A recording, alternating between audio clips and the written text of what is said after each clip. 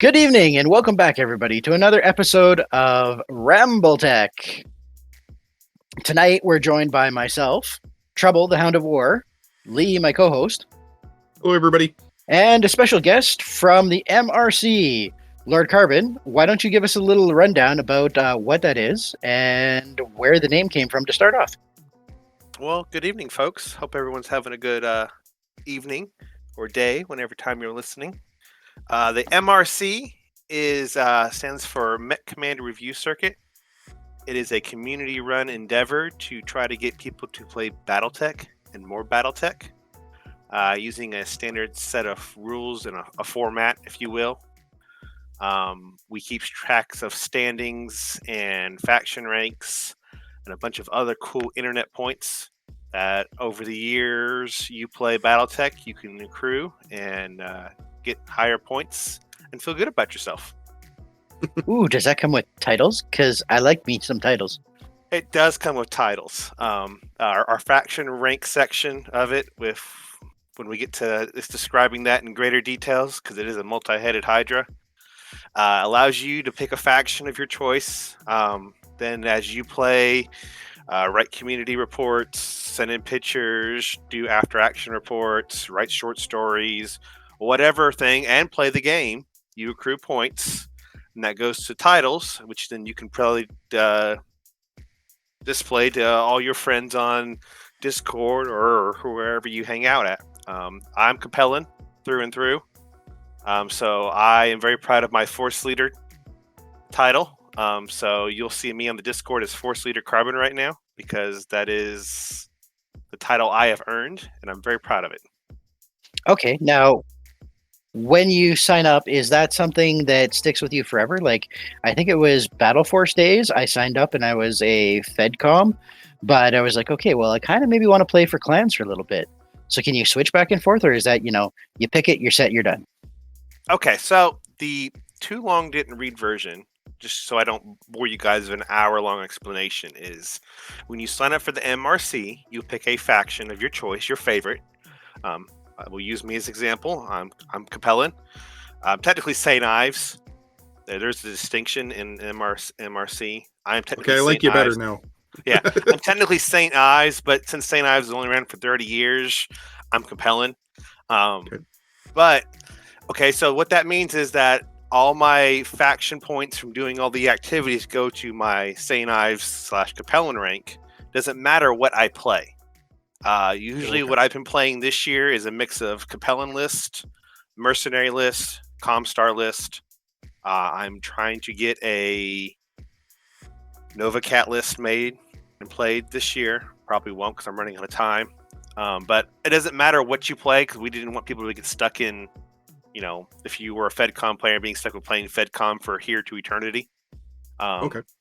So you can mix and match between events, between games. It does not matter in our world. All that will mean is that when you play and you participate, those points will go to the faction you chose when you sign up. You can change it, but that doesn't mean you have to start back over to zero. Okay, yeah, kind of like now from poking around, I think you guys run seasons like we do. Whereas season 1, I played as, what was I last season? Draconis Combine. And then this season, I'm playing as Second St. Ives Janissaries. And then next season, who knows what I'm going to play for our league. But basically, every year, we're switching up for a different faction ourselves. Yeah, we've done seasons just because it helps our players digest the rules, and we make changes on a yearly basis. AKA, season 2 is 2020. Season 3 will be 2023. We get some big changes for next year. Hopefully allow different people around the world to participate in an easier way. More than trying to be a very strict and concise format, we're kind of opening the floodgates and allowing people to have a wide set of what we call core rules, that if your local group can meet these core rules, or if you're playing on Mega Mech and the games you have meet these core rules, then they'll count towards MRC. And then that way allows local people to run kind of their own flavor. Like you can play any area you want. We use the master unit list for compliance for all our stuff. There's some things you can look at the packet and see in our Discord more information about particularly how that works. Cool. Sounds very similar to some of the stuff we do here with our league and all that. So I like the fact that you're opening it up a bit to allow a more wider range of competitors. Yeah, like we had a group on Long Island. There's a guy who's been running stuff from there. He's been trying to get his group into joining what we do. But those folks have really rallied around playing with vehicles. And in Season 2, we don't allow vehicles. And so with Season 3, we're opening it up so those guys can play with vehicles. And then the rest of us can, or my local group can keep playing the way we play, but they can participate and send information to command and get their points and their missions and their tournaments and their ranked games and whatever, all counting towards the standings that we do.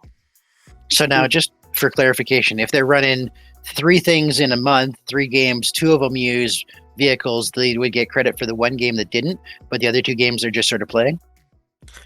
For the end till the end of this year, yes. Like I said, this Season 2, we tried really hard to make a really tight and almost competitive match play like you'd find in 40K from like ITC and things like that. Gameplay thing where you could come in, the rules were all set, everyone knew what they're going to do.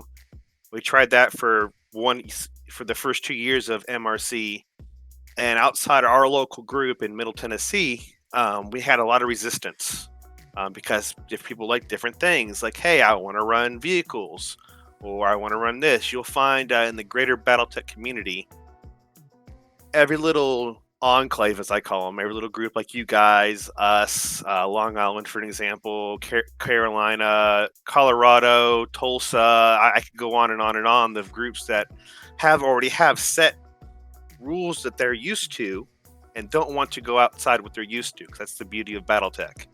This is what we do, and therefore it's right. We don't want to. Well, everyone, yeah, exactly. Everyone can play their own way, and they're not wrong, because the rules are like, yeah, do whatever you want, man. It's cool, just as long as you're rolling dice. But that doesn't make it difficult for people who want to, say, they travel and want to go from store to store or city to city. They have to jump through a bunch of hoops to learn how to play how this group plays, if that makes sense. Yep. Yeah, now we're going to deviate a little bit because I'm going to Las Vegas Open in January. I'm currently signed up for the 40K event, but I'm also tempted to drop the second day of that and go into the Battletech event instead. I know one guy from Edmonton's going. Do you know anybody that's going down there? I don't know any players. I know some of the guys who are running the format. They're actually local guys of us who run the BTCC. So really good group of guys. And it's an interesting format. Because that's again another little different format. It's close to I like to say they're all, I won't say they're like sister formats, MRC and BTTC, but some of the guys who've had a big help in that, developing that format, also play in MRC because they're local to me. Speak of, where are you local from? We're in Middle Tennessee. Cool. So you'll see us, like if you're on the Discord, you'll see Override Engage. That's the quote unquote, I put that in air quotes, you can't see it because obviously camera, quote unquote Battletech group in Middle Tennessee. We kind of run the MRC, but those guys have been a big influence on both MRC and BTTC behind the scenes. They've helped us they helped us with MRC for Season 2, and then they went on and made the BTCC. So, which is a really interesting format. I'm really excited to see where it goes. Yeah, it's been really interesting because the BTCC has come up in a couple of our conversations in the past. And I'm really glad to see these organizations and these systems getting set up across North America, at least what I've seen so far. And obviously there's other places in the world doing it too. But it's just like with our league, we've been trying to foster people to not necessarily emulate us, but start their own leagues doing the same idea as a tournament. And all of it just grows the community, which just makes the game that much more fun when you know, hey, we're not the only ones playing. There's other people playing over there. The intellectual property is alive and well. and we're part of that community. Yeah, there's so much work that has to go into organization of any kind that we're like, hey, what can you do? What do you need to get a league up and running? What can we help out with? If using our format helps you with that, by all means, here, take it, run with it, start with it, change it to whatever you want into your own format. But if there's something that we can do to help out, we've been doing this for 20 some odd, 24 years-ish, I think, with 3 different sets of admin over that period of time. So it's morphed and grown and changed and altered, but we've got a vast history where we're like, hey, what can we do to help you get organized to get games going in your area? That's very similar to the approach we have now with season 3 next year starting. Like I said, we're taking more opening the floodgates and like, okay, here's what we require to make sure that the standings are going to work like they should for mathematical purposes, and just so everyone's kind of on the same page, for lack of a better word. But I've already told several of the guys who've been interested, and anyone who emails us, hey, if you need help with a tournament, we're here, or any kind of event. Because next year we can do narrative events will count. I mean, basically the sky's the limit. We're trying to be as open as possible to be inclusive. Yeah. Well, we're trying to see where we might be able to fit in with you guys, because we run a 10-game regular season, 3-game postseason league, right? With 22 people running 4 mechs each in a gladiatorial combat. We want to see where we would fit in your guys' system and what we need to tweak in our system to be compliant. Right, so we're actually really excited to look into all this with you guys. Yeah, it's going to be exciting. I'm hoping that you guys can get into the umbrella of the MRC. Like I said, the whole point is, instead of us trying to be a super strict format that you may see and like you guys, okay, here's the rules. We don't deviate from these rules. I will be putting out my own formats within the MRC umbrella for people to steal or borrow or use for not knowing where to start. But I'm really excited to see some of these other groups that already have, like you guys, and like hopefully one maybe knock on some wood. Tulsa would be nice. Yeah. Well, I just know they have, like you guys, they have their own league going on. It'd be cool to somehow shoot that in, because they're already doing standings. Well, why not we just send your information to us, and then you have a long-term record of where you stand in the global community. I mean, yeah, that's actually gotten me really excited, because I remember back when I first started, pre-internet days and all that stuff, with the MechForce, which I never joined. The idea of being part of a global community was really exciting. And even just the national community was really exciting. And I know we've got the Edmonton Battletech League opened up last season. They just finished their first season and look at getting into a second one. And we'll have to see. Maybe we can even try to figure out if they can be compliant as well, because the more you get, the more playing means something, right? More than just the love of the game. You're also gaining at least some recognition. And it makes you feel like it's like when they used to do the blood name tournaments. Yeah, you didn't get into a book most often than not, but it was your local recognition from your friends that also play, that, oh, that guy's Ravenwater, or that guy's Kerensky, or whatever. It was bragging rights to be able to say, hey, I'm 115th out of 3,000 people. I'm doing pretty good. Yeah, because like back in, what was it, 2006, 2009, something like that, when the company had a global event, and I ended up going up to Edmonton with Mike for road tripping, and I ended up placing 7th in Canada, and I think it was 44th in the world. So that gives you where you can be like, look at where I stand. Mike was 13th in Canada, I think. Wow. And one of the other guys at the tournament that we went to was 7th in Canada. It's impressive. Yeah, it's exciting to be just, and even while it is just on paper and it's just your own personal pride in what you've done, it really brings that flair back to the game where, like you were talking about your ranking system, playing at home in your campaign games and going, hey, look, I've earned this rank, I've done this. And it's only your buddies around the table that care. But with this situation, now you're looking at people across the nation that care. And like you said, possibly global. Correct. It'd be neat to be able to have somebody in Germany go, hey, this guy, Lee Toms over in Canada, he's got all these points, he's done all these things. Wow, that's pretty exciting. Or we've got friends that have moved away that were like, hey, if Jason in BC joins too, then we can be like, hey, this is where we're sitting. And you're no longer sitting at the same table in the same group, but if you're all participating in the same global community, you can be like, where do I rank up still? Yeah. And that's what's cool about the ranking system too, is most of us, obviously, probably you guys, because you guys run the league and everything, are competitive mindset. Even like friendly competitive, like, okay, we do tournaments. Like I run, so far this year, I will run 8 tournaments this year. For most of them for my local boys, but we've had a couple online tournaments, and then our big event for us is NashCon, which is a convention in Nashville, Tennessee, that we have heard Battletech of it, for. or at least I have. I've heard of it. If you ever decide to make the giant flight down here, you guys are more than welcome. Just saying, cough, cough, wink, wink.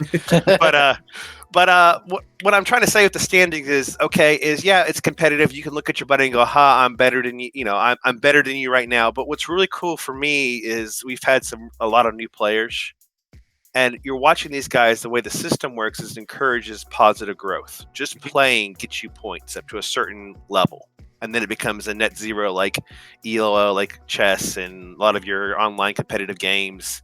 That's where it really, you'll get to see I'm better than you, and this guy's better, this guy's not. But it just encourages you to play the game. So just by playing the game and interacting with the community, your number goes up. And circling back to that is, we've had a group of guys that joined us for some of our Mega Mech tournaments. Like we have one this month or next month. We had one a couple months ago, and they have been playing games almost on a daily basis via online. Nice. And some of these guys are brand spanking new, maybe played 1 or 2 games, maybe done the beginner box, and they are just wearing it out. And I'm watching their number grow and grow and grow. It's been super exciting for me. I mean, because I get to see them actually learn the game, play the game, get better at the game. And then, again, they get rewarded by getting higher and higher with the magic internet number. So that's awesome. Yeah, we're a competitive league, but we do encourage new players to come join. So yeah, I completely understand what you're talking about. Watching new players learn how to play Battletech is so awesome, especially when they get that bug where they're like, oh yeah, I like this mech and I like doing this with it, and I love doing this kind of campaign, or I really like this weapon and all that kind of stuff. Watching people fall in love with the game is amazing. Yes. And that's the thing, like, I always tell people, even though my local group is very competitive, bunch of competitive players, but none of them have been at a point where it's that toxic or anything like that. Yeah, we'll trash talk each other and all good fun, but like a new player shows up, they come in and they're like, I don't know, it's a tournament, I'm not sure about that. And I'm like, you just need to come in and play. Just play, man. Even if you lose, the best way to learn is to lose, unfortunately. It's the best teacher. And you get, for us, that's 3 games you get in a day. For most average war gamers, no matter what game you play, they play about once a month. Some more, some less, but average is about once a month. So for most people, playing 3 games in one day is 3 months worth of experience slammed into one day. And that's really what I think helps, because they, again, you can see them. Okay, oh, I messed that up. Okay, well, next time I won't. And they don't. And they get better and better every time. Yeah, the more different people you play and interact with, the better you grow. And I find that you grow more by playing better players, as opposed to maybe just the same local 1 or 2 players that you've been playing for the last 15 years. Indeed.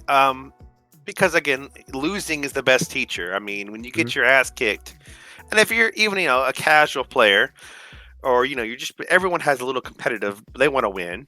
If you really take that, serious, okay, well, how did I lose? What could I have done better? Was it the mech? Was it my movement? Did I just get bad dice rolls? Because sometimes that happens. Maybe I shouldn't have stood still in that open hex just because I had good shots. Yeah, I mean, yeah, what could I have done better? What could I have done to improve? Like, even in a casual setting, I think is really important, because at the end of the day, we play a war game. I mean, and it's competitive by nature. So even if you're not trying to be super try hard, you and your buddies having a beer pretzel game, you still want to win. Who doesn't, Yeah. So.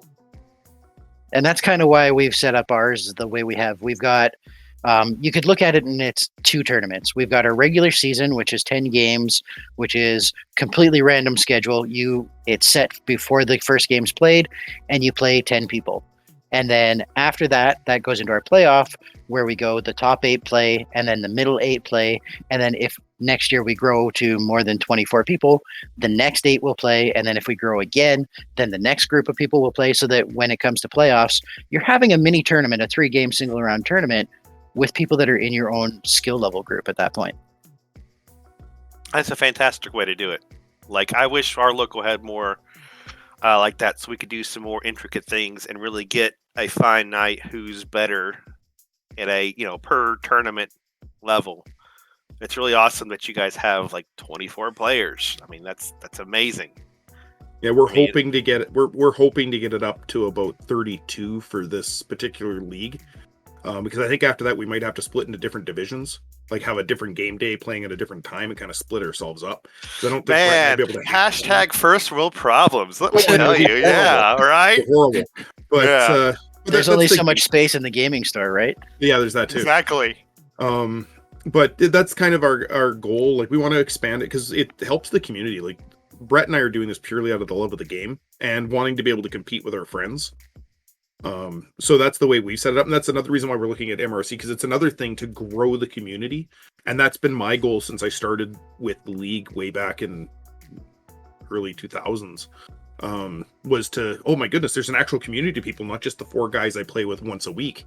So I was like, wow, this is really neat. So I got into it. There's 24 people, total strangers, didn't know any of them, fell in love with the competitive play. And then when I got to become the commissioner of it at the final season of the regular league, the first league, I was just like, what can I do to keep this going? So it's been so neat to watch the growth and other opportunities to make it grow even bigger. Well, and that's the thing, is as community developers, for lack of a better term, right? I mean, I started this because me and my brother we were playing 40K. I started 8th edition 40K, so I'm a new war gamer. Like, I'm still. You are new if you only started gaming in 8th edition. That was 2018, 2017.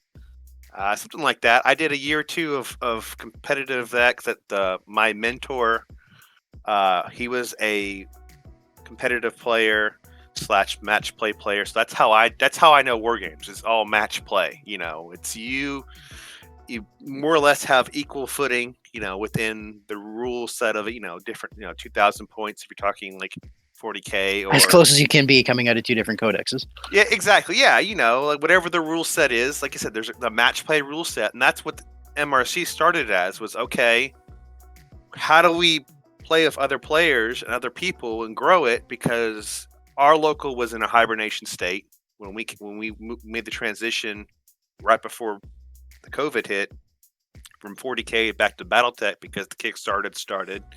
And so, going back to our my first love, because I grew up on Battletech with Mech Warrior games, Mech Commander being one of my favorite games, things like that. So what can we do to grow our community? And it was, okay, well, we'll just take what we know, which is, okay, match play. We'll just make a match play format, air quotes there in format, because it's a work in progress. And see, if other people want to play it. And then we found that. And then the next big step, which really I think is what we're gearing ourselves towards, is if you're an older player from like the 90s and the 80s, you may remember MechForce NA. Mm-hmm. MRC is MechForce 2.0, cool. Basically.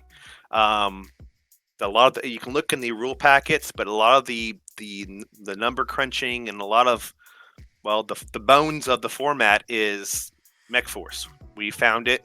I had a buddy of ours, local guy, who knew about it, got us some information about it, and then we're like, well, this is it. We don't have to start from scratch. We can just make this and modernize it. Hence is where we're at now, with now just year 3 of this. So yeah, it always starts getting exciting when you're starting to branch out to other communities. And I think that's really cool. Like when Edmonton took up their league, I was so excited, because for a couple of reasons. One, just to seeing it grow, and secondly, I really want to do a Battle of Alberta, our provincial area Yeah. and see who the better city is, like the Oh, rivalry. see, yeah, that's the part of what have we added to MRC versus MechForce is we do territorial warfare. Right Like on. you fight for real world territory. Like Middle Tennessee is broken into 7 regions. If say down the road, if your guys say, hey, we want to get in on this, then what you could do is you could split up Calgary and the surrounding region into a couple territories, and you could do Edmonton, a couple territories, and then you guys, along with us down here in the south, can all participate in taking over these territories in the name of the factions. That goes back to that faction rank you picked. Cool. That's this, 2 months ago, I, as St. I, said, hey, I'm taking over this. I'm going to try to do an invasion of this territory. What that meant is any player in MRC could then just play games like they normally would, and when they submit their points or the results, they say, hey, I want this to count towards faction A or B.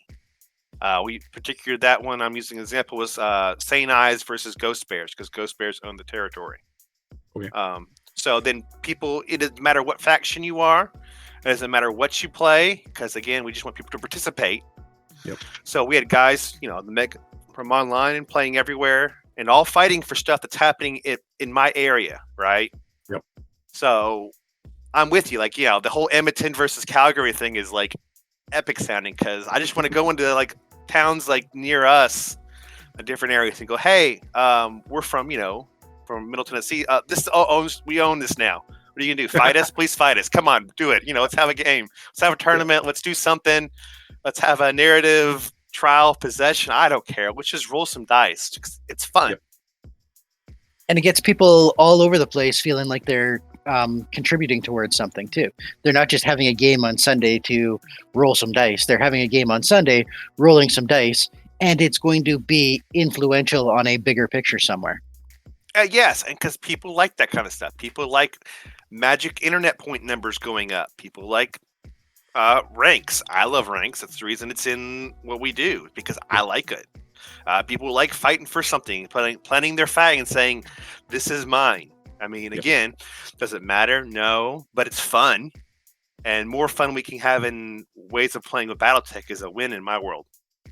Oh yeah, it takes you right back to the first time you ever rolled dice for Battletech, and you're like, oh, I'm fighting for this faction. Let's go against these guys, and you beat them for the first time. You're like, we've taken this planet. It doesn't. It's all on paper and it's all imagination, but you get that feeling of joy that you actually completed it. Now that you're with the MRC, you're looking at having an actual person wherever it is that you've taken over the area, or the people fighting over it get to go, we took it, and the other side has to go, oh darn. Well, we'll get them next time, and you come back later. Yeah, exactly. I mean, that just gives people reason to rally behind a banner, and it creates rivalries.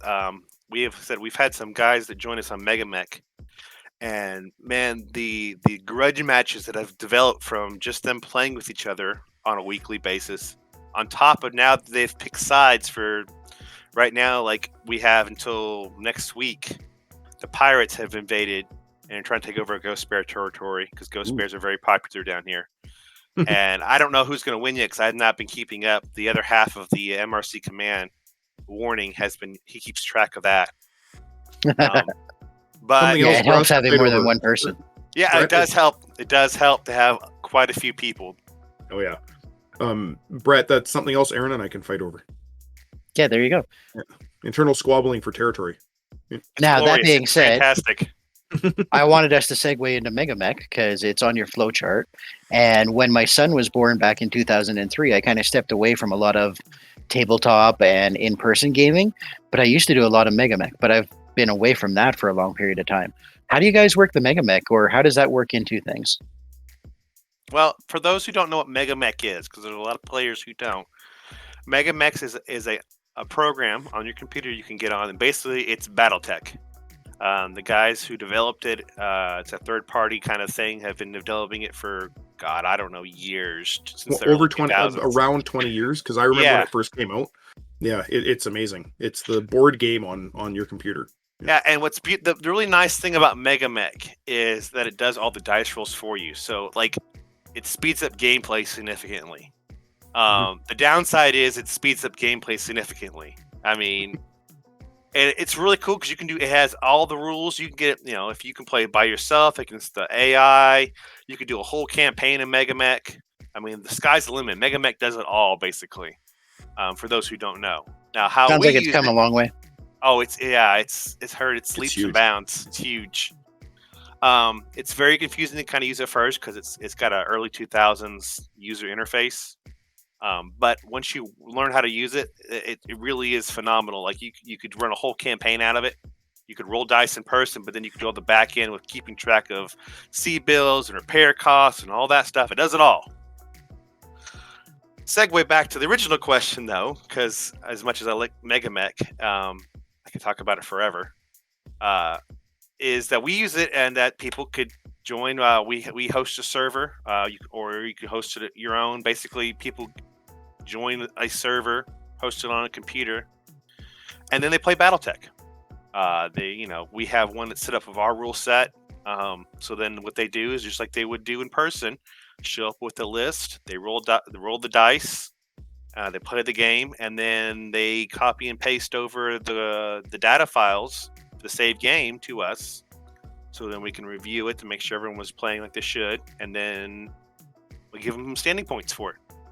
Cool. Nice. And you said there's something going on. Pirates versus Ghost Bear. Is that a big tournament, or is that like a couple of month ongoing thing? That is part of our territory warfare. Like I was mentioning earlier, we're like fighting over real world territory. Our local pirate player, he's the only pirate player we have signed up for MRC right now, is like, I'm going to invade this territory because you're allowed to invade a territory. They usually are a month-long event, and then any game, either it's a tournament or a ranked game, then when you submit the results, say, hey, I want this to count towards, okay, I'm fighting with the pirates or I'm fighting with the Ghost Bears. And then after a month, we tally up who has the most battle value or points and standing points, and that's who wins the territory. So that will go till next week, and then maybe someone else will declare one. Maybe someone won't. We won't know until someone goes on or emails us and says, "Hey, I want to do this." And usually there's a chit chat. We have faction Discord or faction channels in our Discord, and they all get together and they all decide that it's like a giant game of Risk. It's kind of fun. Yeah, I really like that aspect of globalization and having a bigger community. You're like, okay, so our faction is working together, and it could be me and two other guys here in Calgary, and it could be you down in Middle Tennessee because you're also St. Ives, and it could be somebody over in like Nevada who's signed up and is playing. And then we're like, okay, so we're all going to go and take over Strathmore because Lee, I'm kicking your house in. And that's what's cool is, then everyone can do that, and then you have all these honorable third parties. So like one guy, say, hey, I'm a drag player, but who's going to pay me the most C bills? I'll come mercenary this up. So we've had that too. Like our mercenary players have been really living up the role play. Like, I don't care who's going to pay me more, And so then you can get this cool thing where, well, I don't, I'll fight with Ghost Bear this time. The next time, well, I'm going to fight with the other faction. Like you can ping pong back and forth. It's just neat. I love the interaction. I've always been a really big fan of faction based. For us, it started off with back originally we used to have a lot of smack talk between people, and we found that occasionally people can get a little carried away and take it too far if you're going after a stable master or a person or a pilot. But if you're going after a stable or you're going after a faction and you're digging it that way, it's a whole lot more good-natured and taken towards the game, as opposed to, oh man, Lee called me a buffoon and just I can't do anything. Well, as opposed to Lee told me that my pilots were a bunch of drunken idiots and that's why they keep falling down. It's a whole different aspect, but it's a whole lot friendlier jibe. Yeah, I would agree. I mean, our group of guys we all poke each other relentlessly at times. I'm sure people who are new to our Discord are like, what the heck is going on here? Because sometimes, it's just nonstop, inner, faction banter. But it's all done in good fun because, like you said, it's about the faction versus faction, not so much about the person versus the person. So, and so far, knock on wood, we've not had anyone who's really taken it to any extreme. But most of us are grown adults, so I think, if there is ever an issue, it's no problem just saying, hey, turn it down a notch. And so it's been fairly nice on our end. Yeah, our community's been phenomenal for that as well. Like I was saying, I mentioned Aaron earlier. He and I have a friendly rivalry going on that's been going on for, I think, 2 seasons now, at least for sure this season. And if anybody came on Discord, they'd think we hate each other, and in all reality, it's just in fun. But if it ever got out of control, I don't mean between Aaron and I, but just at all, I know our community is mature enough to man up and calm down a little bit. But people do get carried away. It's just, we haven't run into the situation yet. But if it does, I know everybody in the group would be copacetic with just calming down a little bit. Yeah, let's take this back towards, faction shots as opposed to anything else. Or maybe we take a week off and let things cool down. Adults being adults, as it is. Yes. Now, your Discord is pretty poppin'. I've been in there for a couple of weeks now, I think. And I see a lot of different talk, but it seems like you guys play a lot of Alpha Strike. Is that kind of like your local group's main thing, or is that just what I happen to be catching in Discord? It's what you've been catching on Discord. My local group, I've done 3 Alpha Strike tournaments this year, and then I've done 4 Classic. We are on the Alpha Strike end of things. Our last tournament for the year is, this next Saturday locally, which is Alpha Strike. There's a lot of talk because a lot of us went to Southern Assault 2, which is down in North Carolina, which was 54 Alpha Strike players in a gymnasium. That's a lot of Battletech players. It was amazing. Like it was one of the coolest Battletech events I've been to, besides the one I run because I'm biased. Okay, I mean, but yeah, it was fantastic. And that was Alpha Strike. So there's been a lot of Alpha Strike talk in the last month or two because a lot of us, there was locally about 4 of us were going over to North Carolina to play, and then there was other guys who were, from other areas of the U.S. were driving down and flying in, and then of course our last tournament for my local guys this year is Alpha Strike. So there's been a lot of Alpha Strike talk, but most of my guys. And what we try to promote is playing both Classic and Alpha Strike, because they're 2 separate games that are both worth your time and effort, in my opinion. Yeah, I have very little to any exposure to Alpha Strike, and it's not that I wouldn't play it. It's just I grew up on Classic Battletech, so I think it's cool. I don't think we've ever really badmouthed it or anything on the Calgary Battletech League podcast. More than anything, it's usually to do with the fact that we think it's just simplifying things a little bit more than we're comfortable with, but we totally encourage it. Anything that brings Battletech to people's tables, I think is a great idea. It just may not necessarily be the thing that I'm into. I even have no hate towards clicky tech when that was a big thing. It just wasn't my game. I'm glad other people are playing it. I know people who absolutely love it. Run with it. Have fun. We've had the same thing with our tech conversations when we talk about what tech levels that we're happy with and the things that we don't really go with. I'm not a big fan of the Jihad. I know Brett. And, how the storyline kind of jumps from 3070 into like late 85 or 90, something like that. Yeah, exactly. It just seemed like everything was jumbled pile. That doesn't mean I don't think people should play it. It's just not what I want to play. And Alpha Strike sounds really cool. It's great to be able to get a game in, and I've watched some stuff people playing on YouTube, and I'm like, wow, that is just nice and clean and easy and very little record keeping. Great. But I also found that it broke mechs down into a really easy series of numbers, and it lost a little bit of the flair of each individual mech. But it was still cool, and I absolutely encourage people to play it. Oh, yes. Now, I'm with you. I'm like, okay, the mechs feel almost generic, and they're more number-based. But a lot of people, and a lot of the more popular formats for Alpha Strike don't use a lot of the core rules because they're just so different from what people are used to. Like, for example, in Alpha Strike, formations are a thing, right? 'Cause it's made for bigger. So when you say the mechs lose their flavor, they do. But where I think you pick it up is the formation aspect of the game, where this is now a direct fire lance, and to build a direct fire lance, when you go look at the Alpha Strike cards, they'll all have a role: skirmisher, striker, sniper, brawler, etc., etc. Those all fit within which formations you can build, and because you build the formation, they get special perks.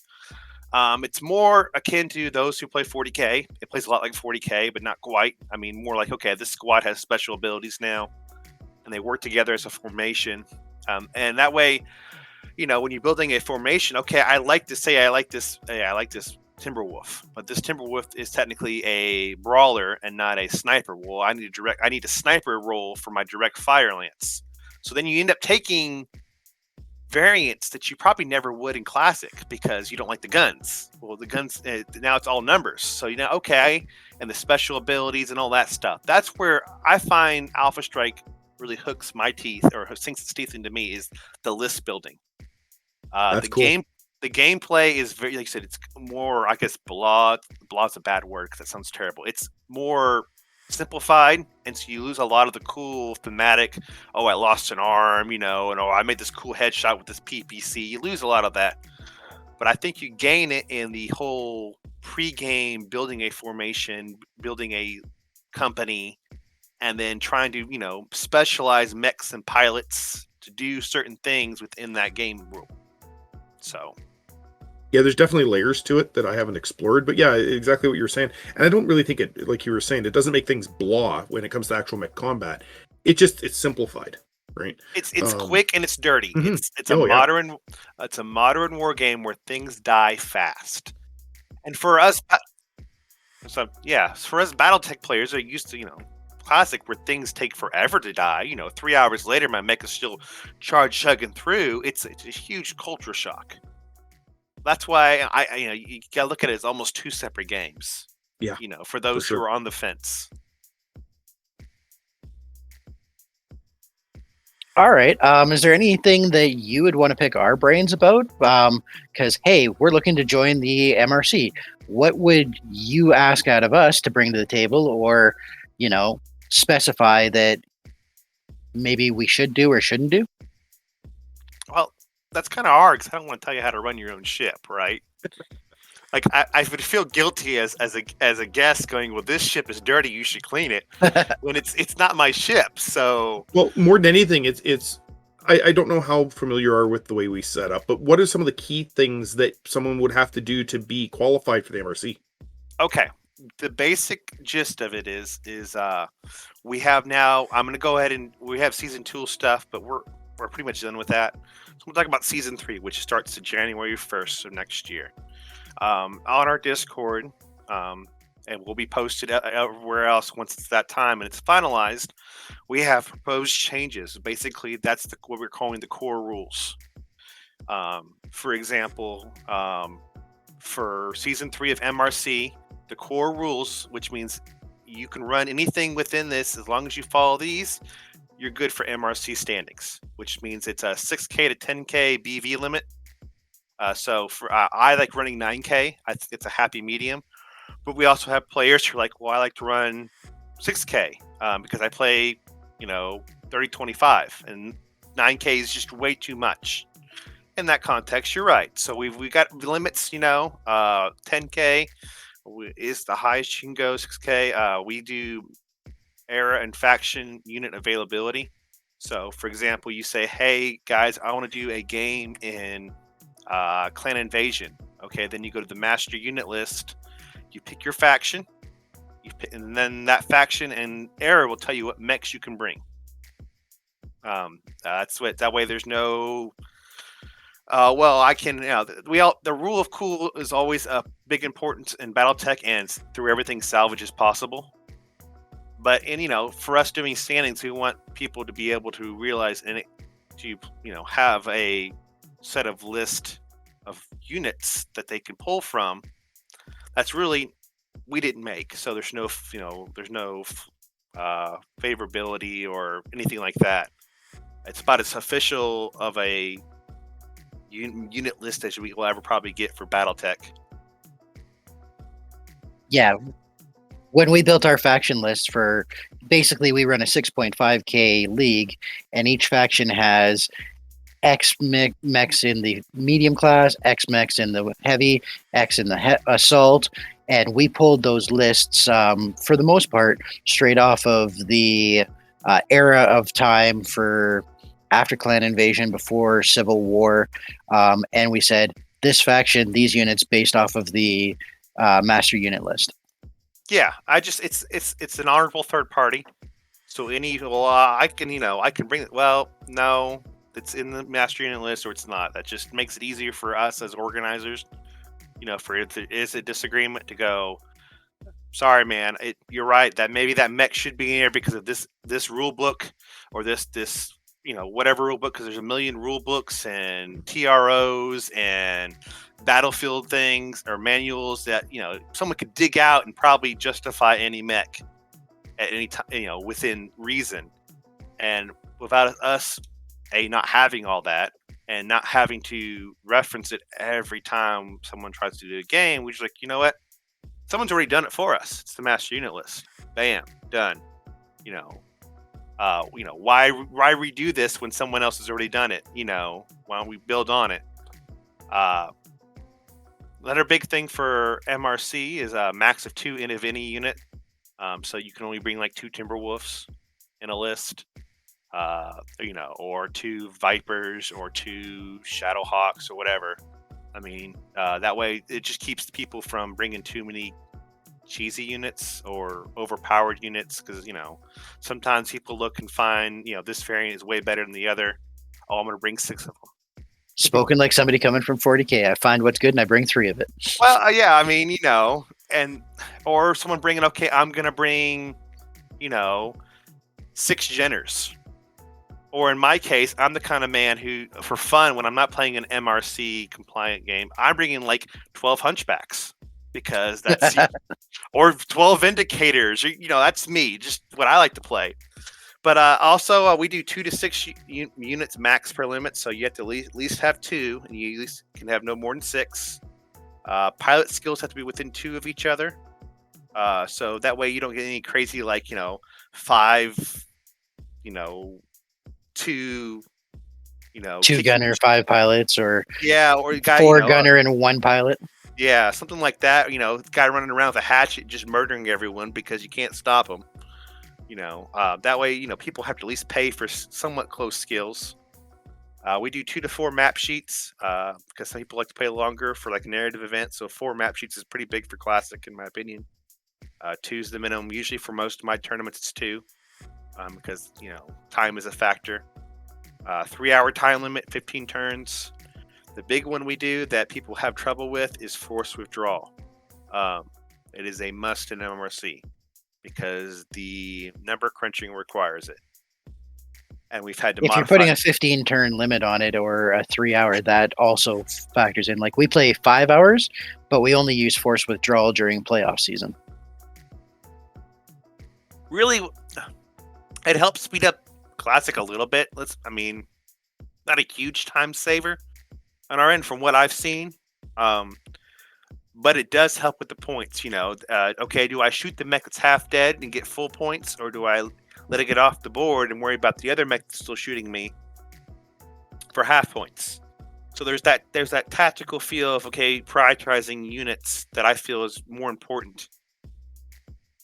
Yeah, the BTCC seems to have that a lot as well.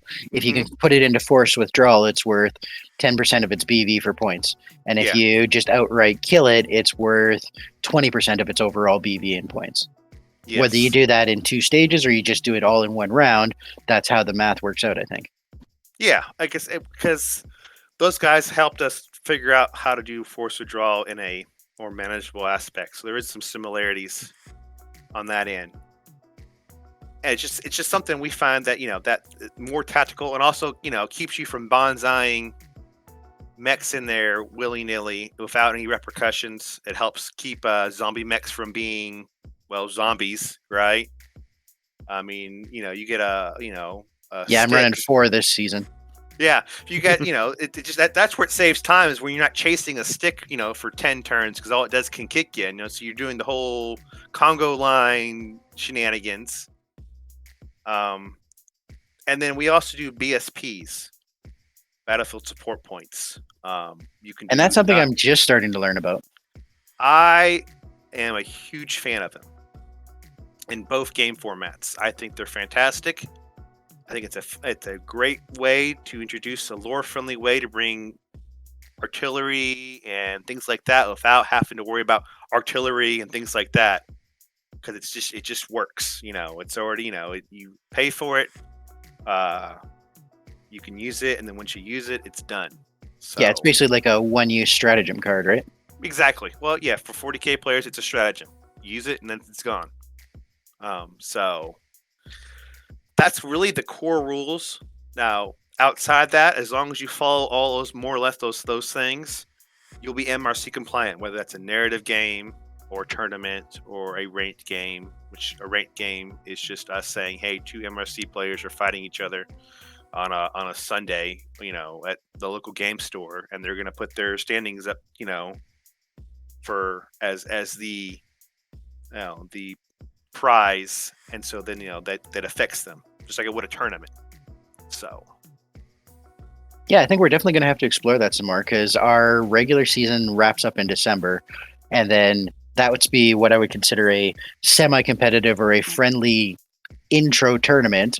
And then when we get into playoffs in January, which is when you're looking at your next season, that's what we would call like our regular full-on, and that will have forced withdrawal, because you're looking for your top players for the final, put your name on the trophy and walk away with the prizes for the season. So that's where it's got to be a little bit more cut and dry. You can't have ties. You got to have. There has to be a winner. Yeah. Has to have a winner every game.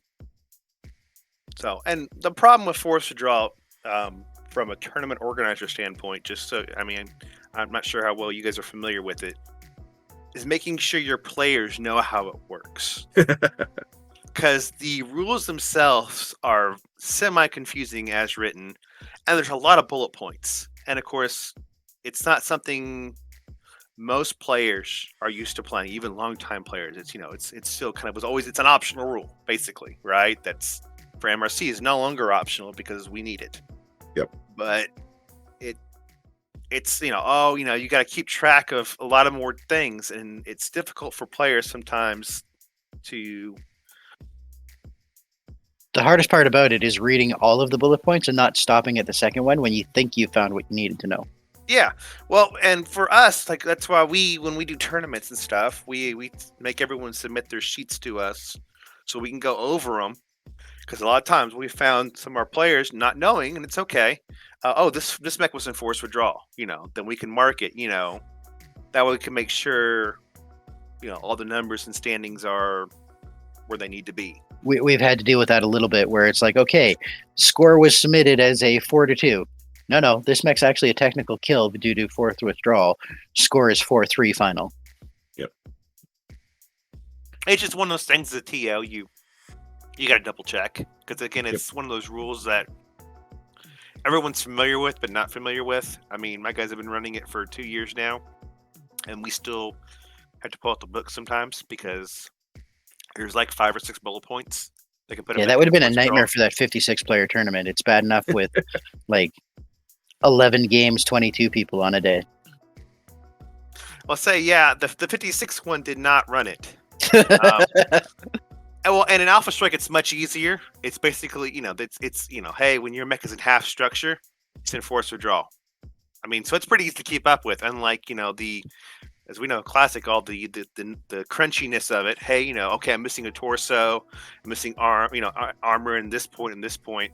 I'm internal in this torso. Oh, but it was only from the rear, so it doesn't actually count. Yep. See, like all those little things. Yeah. So.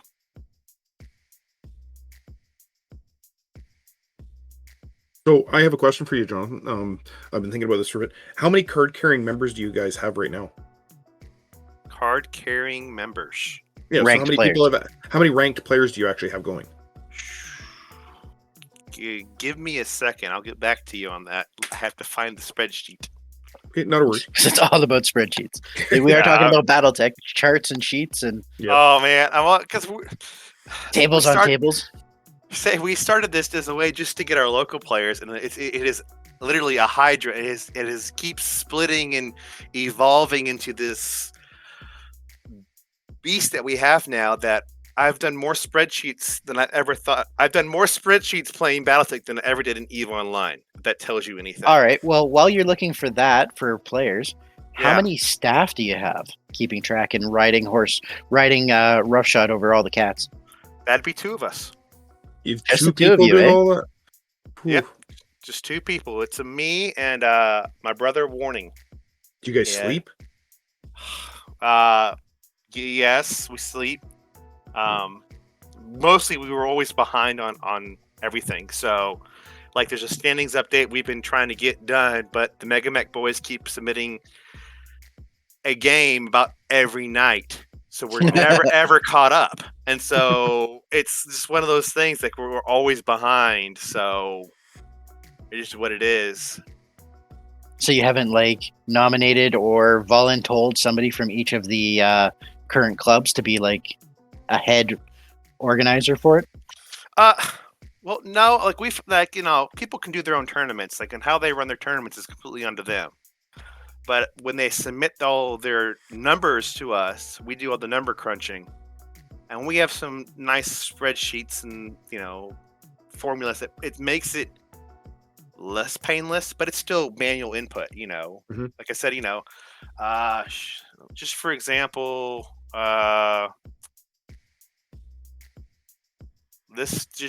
this month alone, we've had at least 30 games submitted via Megamix. Well, yeah, because if we sign up and we hook in, then you're looking at another 22 games every month just from us running for our regular thing. And we don't mind. That's part of it. We knew what we got ourselves into. It just takes time, right? It's just manual data input, right? Currently, what we have signed up, we have 82 members. Nice. Many of those 6, 7, 8, 9. We had new 9 members within the last month. So some of us started, back in 2021, and then we have some this year. Question for that: if you had a member and they organized a game that was compliant for the core rules, but I played Lee didn't want to bother to sign up, but I'm signed up, could we report our game and still have that counted? We have this come up sometimes, and it's an internal thing we debate back and forth, because I mean, in theory, you should be two ranked players, because eventually that will affect both your scores by going up and down. It's the same reason people ask us, why can't they submit games using Princess, which is the AI bot in Megamech? Because Princess is not signed up, and B, then it screws with how your standings go up and down versus your other players. It's also important for both players to have a little bit of skin in the game too. Like exactly. You're saying, I think so. Yes. Yeah. I believe that, but like even outside that, like, okay, yeah, you both need to. If you both want to participate, you both need to participate. That's why my thought process was like, if we've got a league of 22 players and only 16 want to participate and sign up and be a part of this as well, how do we submit those games? Do they still count? Do they not count? Do we have to worry about player A or player B? I don't know. We'll have to cross that bridge if it comes to it. Something we can take offline. Definitely discuss that at a certain point, because at least with our league, both players have a skin in the game, even if it's not for the MRC. Yeah. Right? Like they both want to win because it's their overall standings for our league. Exactly. So neither one of them's like throwing the match so the other guy does really well or anything like that, because they want to win. Yeah, and really, honestly, we have quite a few players that have signed up and not played a game yet and submitted one. Maybe because they don't know how, or they're just lurkers. And that's okay. Really, signing up is as easy as filling out a small, quick Google form. Cool. And that's, I mean, yeah. And then it gets put into our spreadsheet, and there you go. And then we have it. And then if they decide to do it, they don't. If they don't, they do. You see what I'm saying? So, but that whole situation with our league, we can discuss that off camera, as well as figuring that out, because we're obviously going to have to make a few changes. We also have talked to you guys about what you can accept from us and what you can't. From the sounds of it, 90% of what we're already doing is compliant. So it would be a matter of talking to our members. Because that was the thing with season 3, that when me and Warning decided, okay, we're not going to try to do a hard set format with, this is it and only it, and try to encourage better play, groups that are already doing things. We just looked at what everyone else is doing, and we kind of made the mid and maxes, hopefully to try to get most of those groups within that, with very hopefully minimum change on their end, right? We don't want people who have been doing, like you guys have been doing things for, forever. I mean, the Calgary League's been around forever. Yeah, since the 90s. Yes. We don't want people to just toss out the wagon and try to, buy a new wagon when the old wagon still kind of works. We just, so we said we have this wide, we think it's pretty wide, but yet still contained enough where everyone's in the same book. Or same. The wagon's 90% compliant. We just got to put a windscreen on it. Yeah. Okay. Yeah. You got to put high vis in the back, because we need turn signals. Yeah, you need turn signals now. I mean, that kind of stuff. Hopefully, we can work with tournament organizers, or as we call them, event organizers now.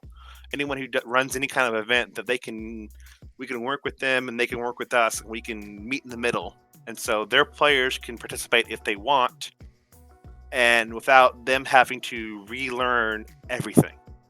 Well, yeah, because we've even got a couple that we're talking about maybe getting a community painting day going.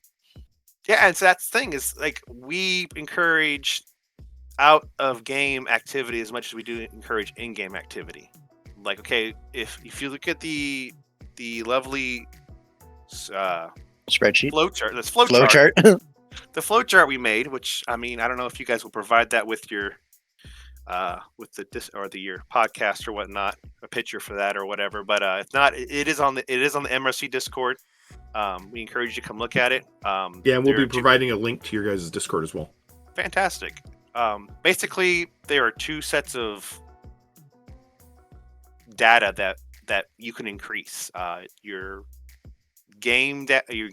standings, which is your actual in-game, number that tracks. It's like it's based off an ELO kind of metric. That's, you look at it and that's okay. I'm now 2,600. Okay, now I've done this game. Now I'm at 2,650. And you can see it go up. And then we have faction ranks, and faction ranks encourages you to play in game and also out of game. So a painting competition, you guys could run a painting competition. Whoever organizes will get faction points. People who participate will get faction points. And that could go towards, getting those fancy titles that I know I love.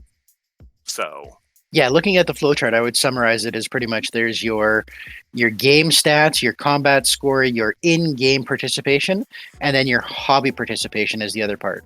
Whether you're part of a community or whether you're doing fan art or writing stories or just helping people get models painted and put on table.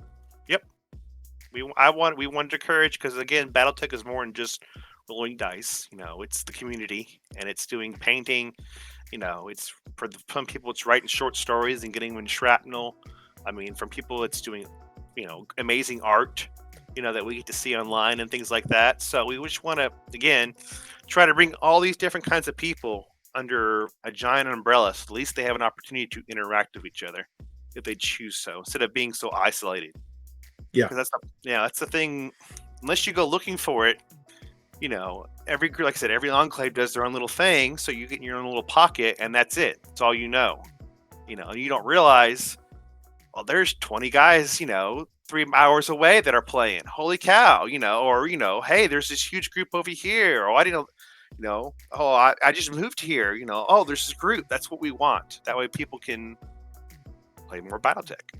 Yeah, I was thinking of moving this year, and I actually was like, okay, so maybe I'll move to the Dallas-Fort Worth area.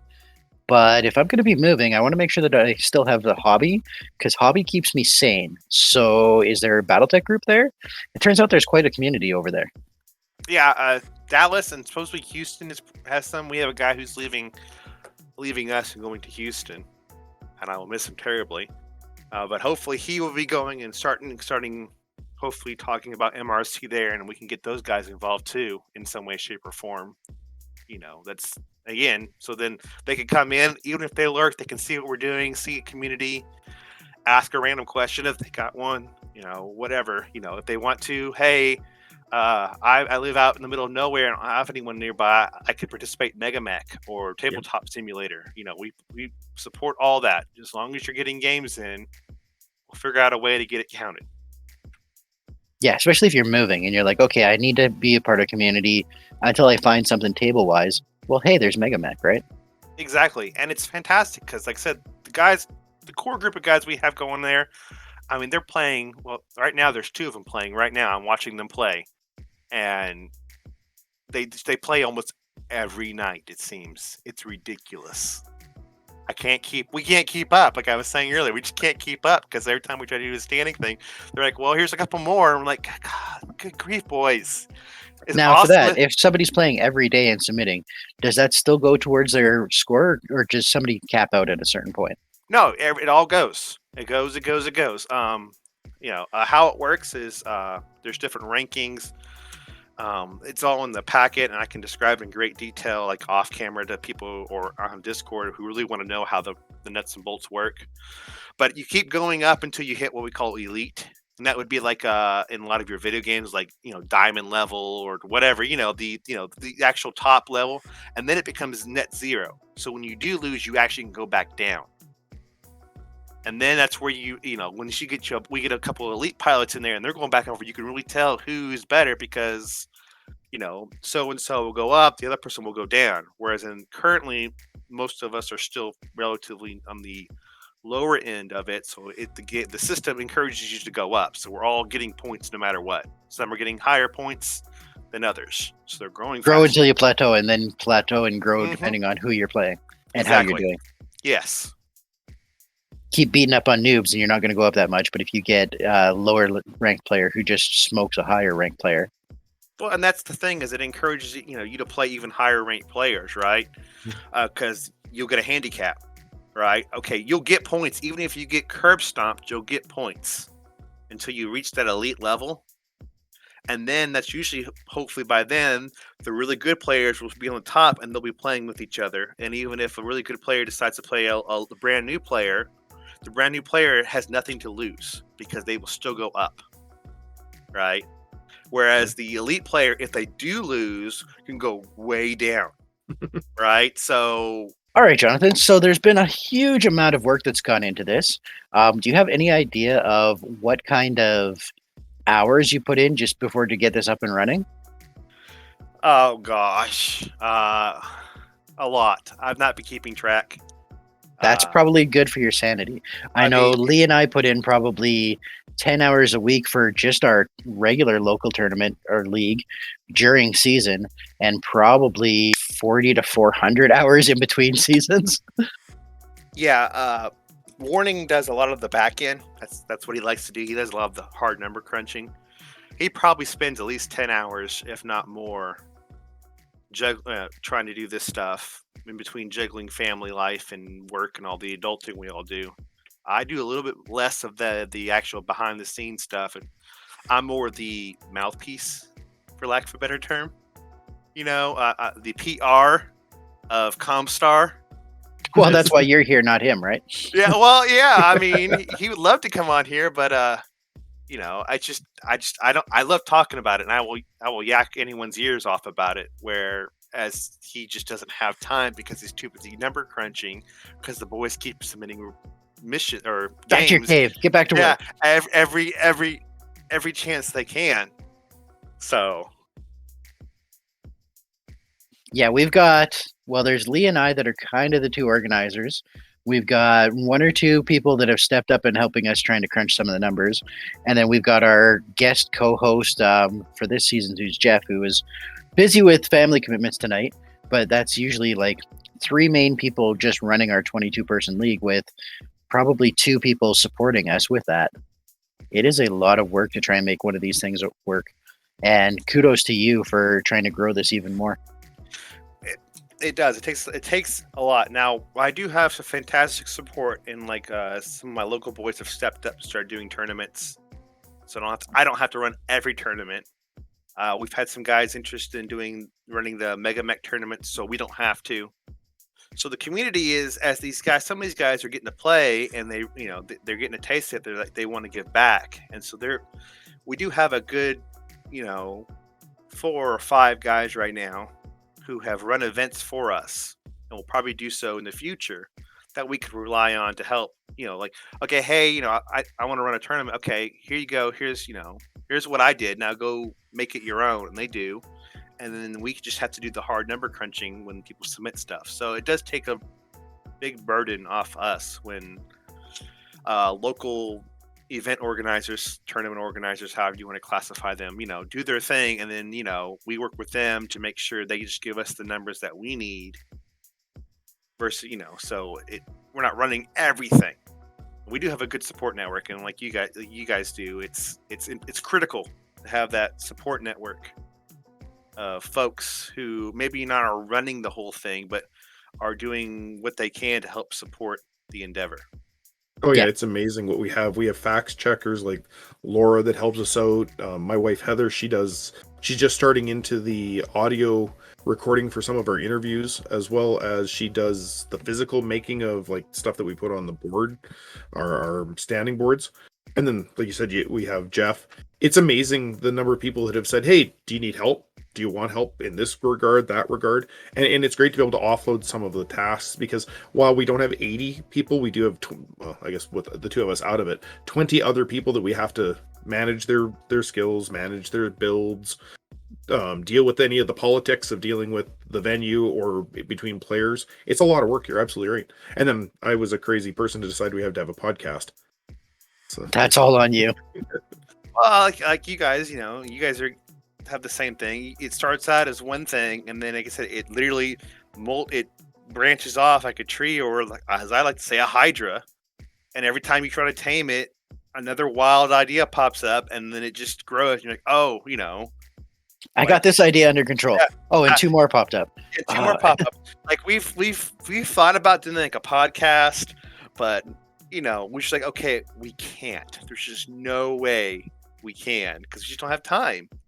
And like we really want to do a way to get shoutcasting for like at our tournaments, or like doing Mega Mech, and streaming it on Twitch and stuff like that, or YouTube. But again, don't have time, don't have the resources. But it's one of those things, like these wild hairs, like let's try this. And you're like, do we really need that? Yeah. Here we go. Let's try to squeeze it in.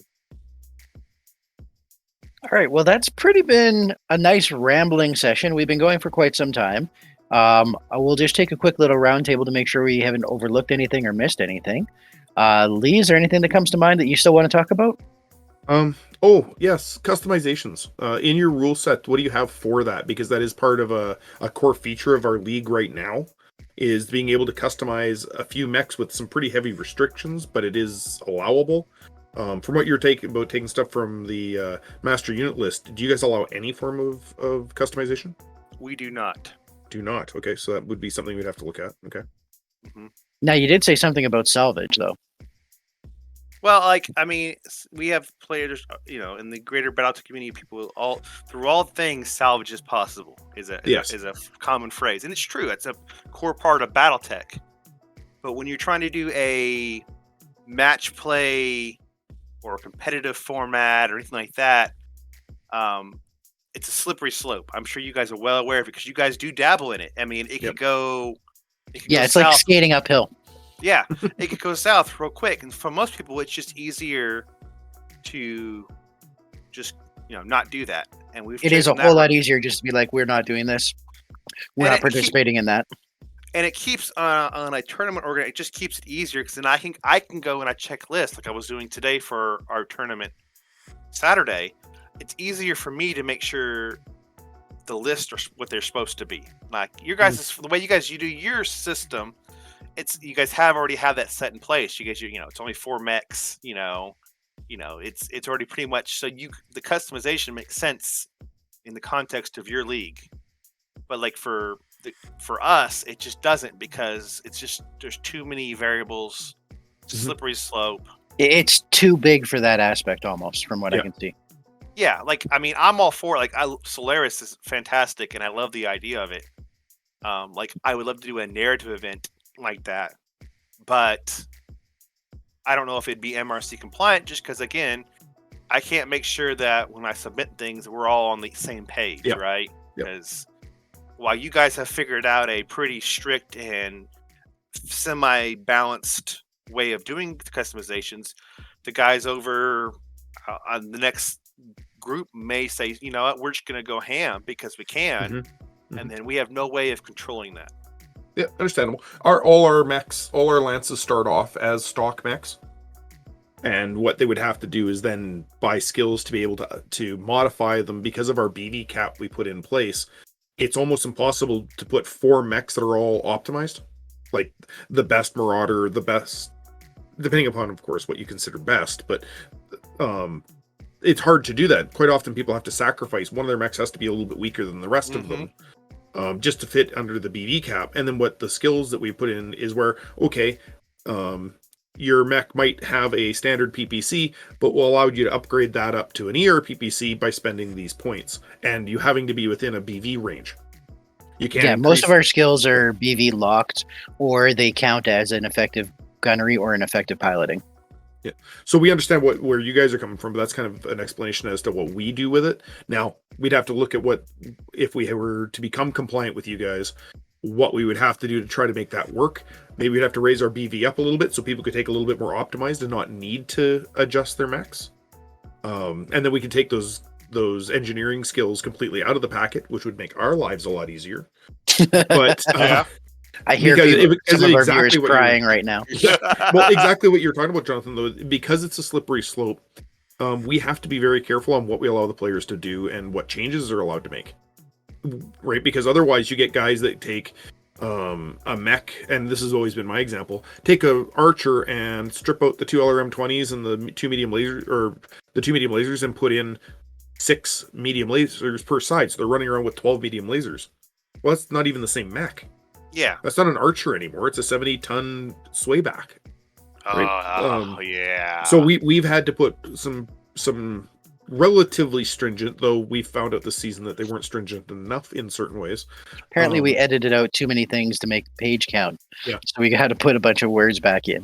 And it got a little bit complicated, and we worked it all out in the end, but it was definitely a learning experience for us to try to skate uphill or try to herd those cats, because everybody just has their own opinion. So maybe customization is something we have to take out of League, right? But that's but if that's a core thing of your league, you say that's a core thing of your league, it may not be beneficial to try to make the league MRC compliant. Right? Yeah, I don't know if it's core though. It's just something that we've allowed. Like the original league, the very first one, you got custom mechs, but they were built by the administrator. Okay. So you had a form you had to turn in with the chassis you wanted to use and the movement that you wanted, and you wanted these kind of mechs, and these kind of weapons on a generalize, and then he built your lance for you using those chassis, using the technology that your faction had available to you, and that kind of stuff. So he was just, everything was custom. Not one mech was stock. And it was, but we went back, we're kind of scrolling back because we think everybody should be able to have, it opened up the choices for the players. You're not just bringing an archer, you're bringing an Archer 8M to start with. So players had way more range of mechs to choose from. It might have been an archer, but there's 5 different variants available to that faction. Yes. And the other part of that is that because we do run faction and we've got faction lists, we have 3 faction players that are running C3 networks this year. Now, it is incredibly hard to get a full networked lance to begin with. Just the models aren't out there. There's not enough variants. So if you wanted to run a Wolverine that was available on your Draconis list, but didn't have C3, we have a skill that would allow you to modify it to put a C3 slave onto that unit, so then it could join your network. Yeah, that's something I've noticed too. With just, even though we have we're using 9,000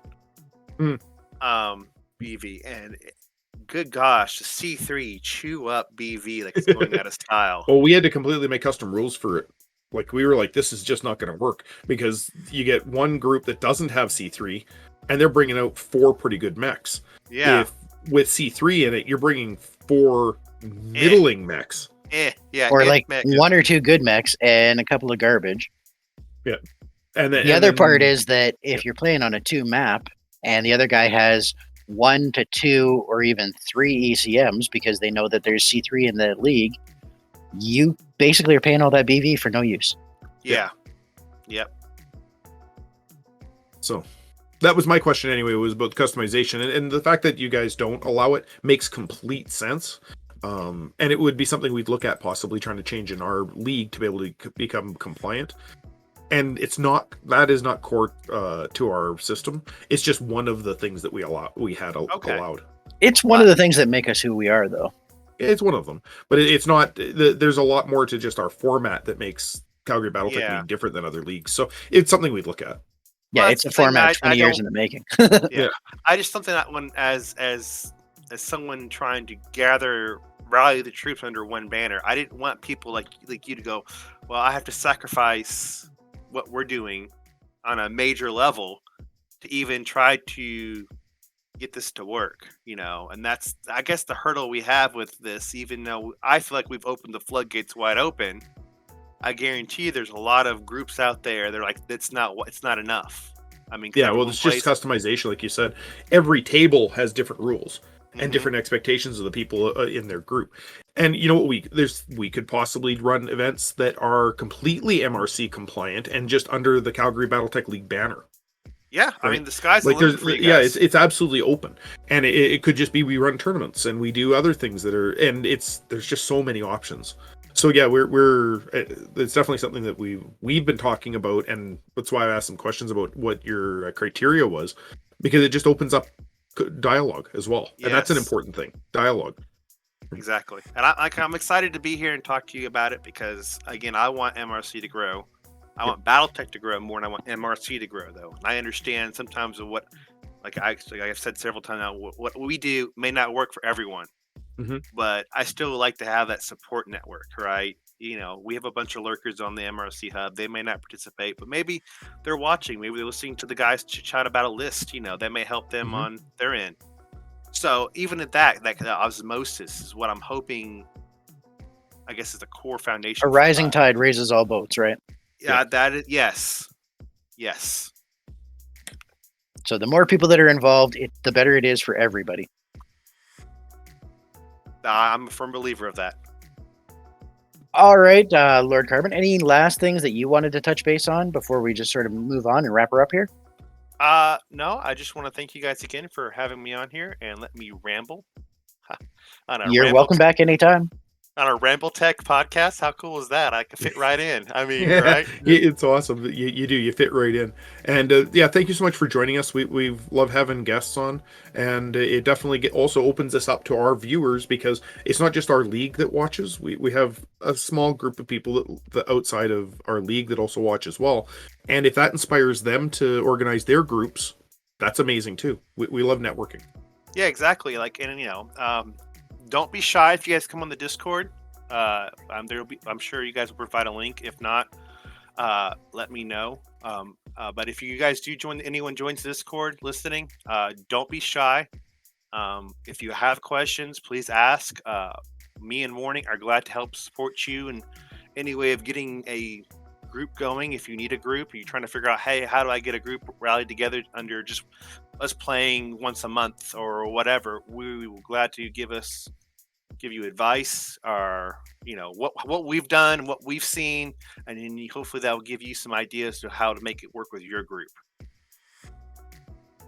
A big part of what I found for leadership isn't knowing the answer. It's being able to get somebody in contact with somebody who may have an answer or a way to start. Well, and it's overwhelming when you start, because you're like, okay, where do I begin? And, having someone who's already been there go, okay, man, it's not that big of a deal. Just here's the first baby steps. Start there and then go from there, right? And these are the guys that have been doing this for a little while, because they run something similar to what you're talking about. Yeah. And then, is that working for you? No, what about this? Try that, because there's so many ways to play Battletech that there's no wrong answer. You have to find what your local group ends up liking, and then you have to run with it. Alrighty, well, with that, I think we're going to wrap it up here tonight. Thank you again for everybody who's tuned in, and thank you very much to Lord Carbon for coming on our show and spending a couple hours with us.